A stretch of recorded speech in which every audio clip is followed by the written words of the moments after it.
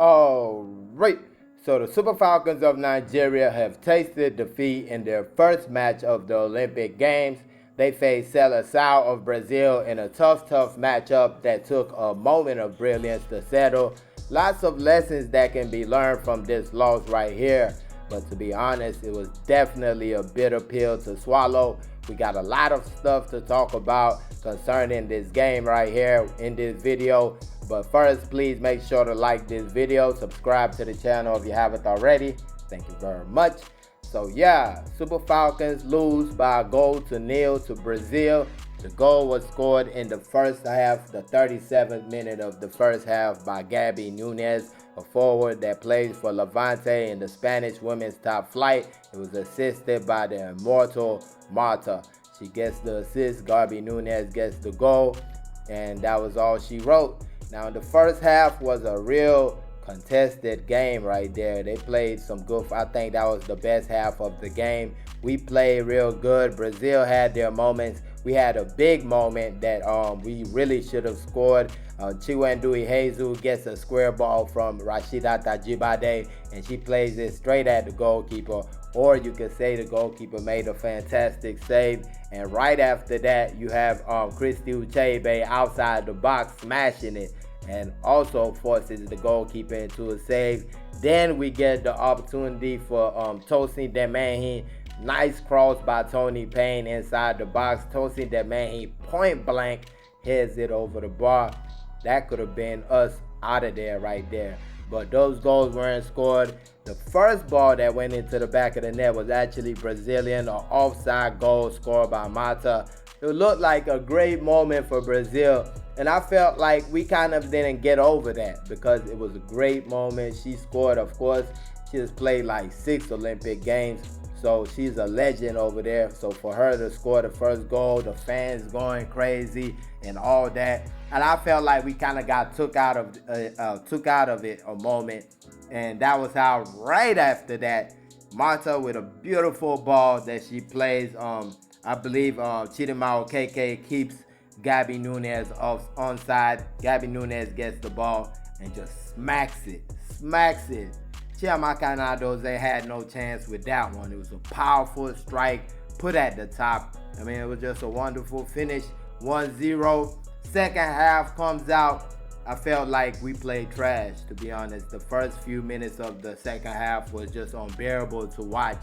You just like, what is going on here? I think the only thing we did for like the first 30 minutes was Christy Uchebe taking a long shot from half field that didn't even get to goal. The goalkeeper just stops it. That was our best moment. Then after that, later on in the game, we looking a little bit more like we were trying to do something. But it just seemed like we couldn't get it. We couldn't get things together. Man. And we just tried as we might. We couldn't get that goal. We couldn't get that moment to even look like we were about to do something. We looked close, but we never got there. Like in the box, like a great opportunity. A good shot that was taken by Rashida Tajibade outside the box, though. Forces the goalkeeper into a save. Ball falls perfectly for Christy Uchebe. She mishits it. That was the story of our second half. That was a great opportunity. I think that was the one right there that would have made it 1-0. It didn't happen, and that's how the match ended, 1-0. Now, speaking of the match ending, I wasn't a fan of the added time, 6 minutes added time. The Brazilian players spent like 20 minutes on the turf. They stayed on the turf, so I don't know how the added time goes, because what I watched was every 5 minutes they on the turf. You can't even make a challenge. I hope they play like this with Spain. I hope they play like this with Japan, but I know they won't, because what they were doing is basically taking advantage of the fact that our players are seen as so aggressive, so rough, always physical, and that's what they were taking advantage of. You can try to call it what you want to call it, but that was what they were trying to take advantage of the whole game. We couldn't even go for a challenge without somebody rolling on the ground like they were shot by a 45 or something. Every time you see 2 players going for a challenge, there's 1 player rolling on the ground. What's all that about? Like I said, I'm going to watch them against Spain. I'm going to watch them against Japan. Hopefully that's how they roll on the ground, because these are big ladies. These are not little girls.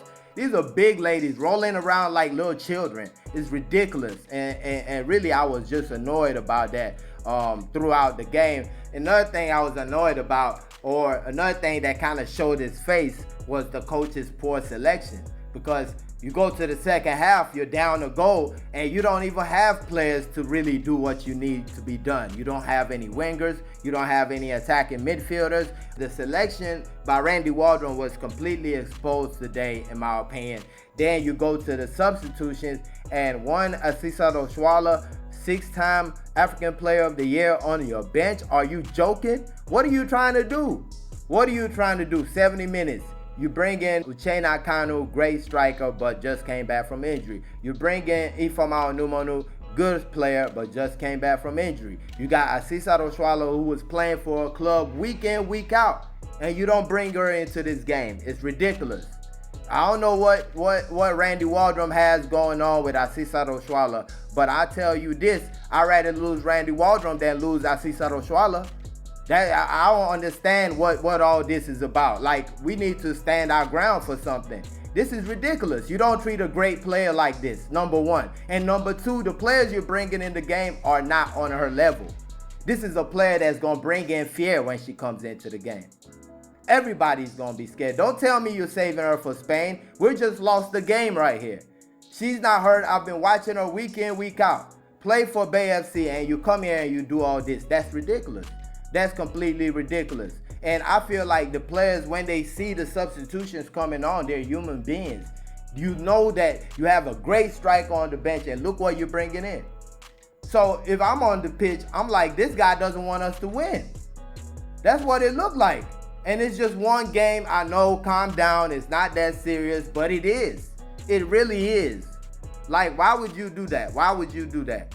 It's completely ridiculous. So I wasn't a fan of the substitutions.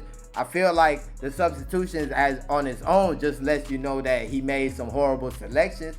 I don't have to tell you that. You just have to look at what was on the pitch at the end of the game.